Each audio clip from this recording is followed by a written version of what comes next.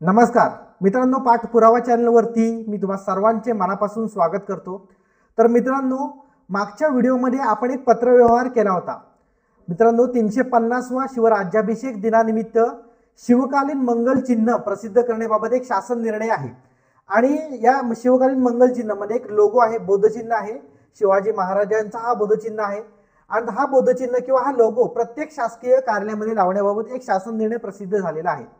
मित्रांनो, मंत्रालयीन काही विभाग सोडले आणि जिल्हा लेवलचे काही मोजके विभाग सोडले तर या शासन निर्णयाची अंमलबजावणी कुठेही तुम्हाला बघायला मिळणार नाही।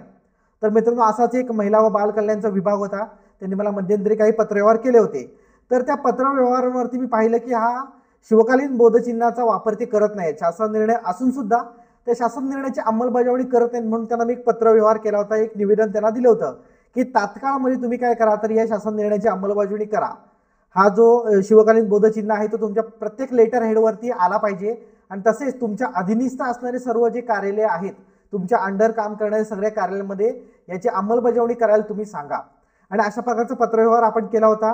ती व्हिडिओ नेमकी काय आहे त्याची मी लिंक तुम्हाला आय बटनमध्ये देईन आणि ती व्हिडिओची लिंक डिस्क्रिप्शन बॉक्समध्ये सुद्धा तुम्हाला देऊन टाकेल, जेणेकरून तुम्ही सुद्धा तुमच्या लगतच्या कार्यालयामध्ये असा प्रकारचा पत्रव्यवहार हा करू शकता। तर मित्रांनो, या ठिकाणी त्याच्यावर त्यांनी मला उत्तर दिलेलं आहे आणि ते बघा कशा प्रकारचं उत्तर आपल्याला मिळतं।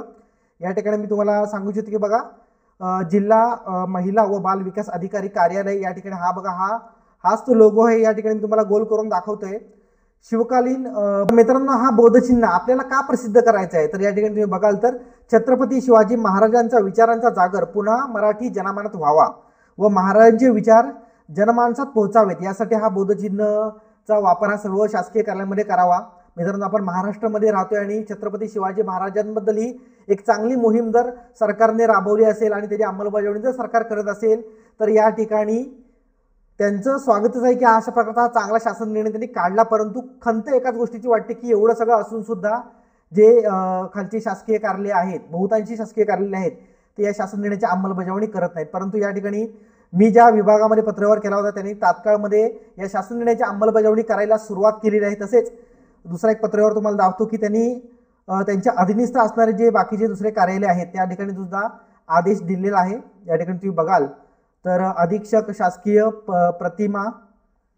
प्रतिभा महिला वसतिगृह अशा प्रकारचं हे त्यांचं दुसरं कार्यालय आहे। त्या ठिकाणी त्यांनी सांगितलेलं आहे की या शासन निर्णयाची प्रभावीपणे अंमलबजावणी व्हावी। तर या ठिकाणी तुम्ही बघाल तर 350वा शिवराज्याभिषेक निमित्त शिवकालीन मंगलचिन्ह महाराजांचा पराक्रम शौर्य अधोरेखित करणाऱ्या विशेष बोधचिन्हाचा वापर करणे संबंधित शासन निर्णयाची अंमलबजावणी करण्याबाबत या ठिकाणी त्यांच्या खालच्या सगळ्या कार्यालयांना त्यांनी दिलेलं आहे आणि इथे एक ओळ दिलेली आहे की परस्पर तुम्ही जे अर्जदार आहे त्यांना कळवायचं आहे की या शासन निर्णयाची अंमलबजावणी तुम्ही केलेली आहे ती।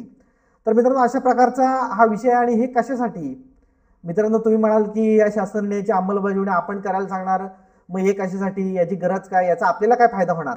तर मित्रांनो, ह्या प्रकरणामधला सगळ्यात महत्त्वाचा आणि तुमच्या फायद्याचा मुद्दा सांगतो। मित्रांनो, शासकीय कार्यालयांना शिस्त लागणे किंवा शासन निर्णयांची अंमलबजावणी होणे हा एक महत्त्वाचाच फायदा आहे त्याच्यामध्ये। परंतु तुमच्यासाठी म्हणून अशा प्रकारचा मुद्दा किंवा अशा प्रकारचं प्रकरण हे कशा प्रकारे फायदेशीर ठरू शकतं, तर याच्यामध्ये बहुतांशी वेळेला शासकीय कार्यालय जे असतात, जे अधिकारी असतात, ते सर्वसामान्य जनतेला जुमानत नाहीत। मित्रांनो, तुम्ही एखाद्याच वेळेला गेलेले आहेत, तुम्ही माहिती अधिकार अर्ज केलेला आहे, तुम्ही एखादा काही तक्रार केली आहे, तुम्ही काय केलेलं आहे, जे बऱ्याचशा कमेंट मला येतात की उडवाउडवी करत असतात, तर त्याच्यामध्ये अशा प्रकारची प्रकरणं खूप कामाला येतात। आता तुम्ही म्हणाल ती कशी काय कामाला येतात, आम्हाला यांचा काय फायदा होऊ शकतो। तर मित्रांनो, ज्या वेळेला पत्रव्यवहार होत असतात, ज्यावेळेला तुम्ही शासकीय कार्यालयामध्ये जात असता, तुम्हाला उडवाउडवीचे उत्तर तर 100% मिळतातच। मग त्यावेळेला तुम्ही नजर मारायची इकडे तिकडे, तुम्ही बघायचं आहे की अशा प्रकारचा त्यांनी काय बॅनर एक फ्लेक्स तयार करून दर्शनी भागामध्ये लावायचे प्रत्येक शासकीय कार्यालयामध्ये। मग तुम्ही बघायचं तो लावलेला आहे की नाही। समजा नसेल लावलेला ना, तर तात्काळमध्ये पत्रव्यवहार करून लावायला त्यांना ही करायचं, आपण पत्रव्यवहार करायचा आहे। त्याच्यानंतर याची अंमलबजावणी प्रत्येक लेटर हेडवरती करतात का ते बघायचं आहे, लगेच त्यांना पत्रव्यवहार करून टाकायचं आहे। तर मित्रांनो, अधिकारी काय करतात, तर ते जजमेंट करतात लगेच की ह्या माणसाच्या नादी लागणं चुकीचं आहे, कारण की हा नवीन शासन निर्णय घेऊन येत बसल आणि आपल्याला इथं कामाला लावत बसल आणि त्यासाठी हा जो काय कामाला ते आलेला आहे ते काम आपण प्रामुख्याने करायला पाहिजे आणि करायलाच पाहिजे अशी त्यांची समज होऊन जाते, 100% समज होऊन जाते। आणि म्हणूनच तुम्ही काय करायचं आहे, तर अशा काही सोशल गोष्टींमध्ये थोडेसे पत्रव्यवहार करायचे आहेत। एखाद्या प्रकरणामध्ये तुम्ही वैयक्तिक प्रकरण घेऊन गेलं, तुम्हाला न्याय मिळाला नाही, तुम्ही खचून नाही जायचं आहे, तर अशा प्रकारचा फॉल्ट शोधायचा, त्यांच्या चुका शोधायच्या आहेत तुम्हाला। त्यांच्या चुका एकदा कळल्या ना की धर तसं वडे एकसाठी ओढत न्यायचं आहे।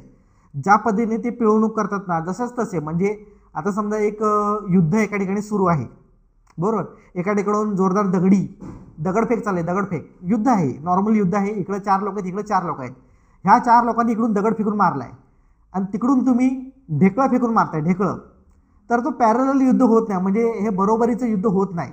या ठिकाणी तुम्हाला जर इकडे दगड येत असतील तर इकडून तुम्ही लोखंडी पोलादी बिलादी फेकून मारले पाहिजे डायरेक्ट. म्हणजे एक उदाहरण झालं तर या ठिकाणी तुम्हाला जशा प्रकारचं प्रत्युत्तर या ठिकाणी येते, तुम्हाला जशा प्रकारची वागणूक मिळते, त्याच प्रकारची वागणूक म्हणजे नियम जर तुम्हाला कोण शिकवत असेल तर 100% 4-5 नियम आपण पण राखून ठेवायचे शिकवायला.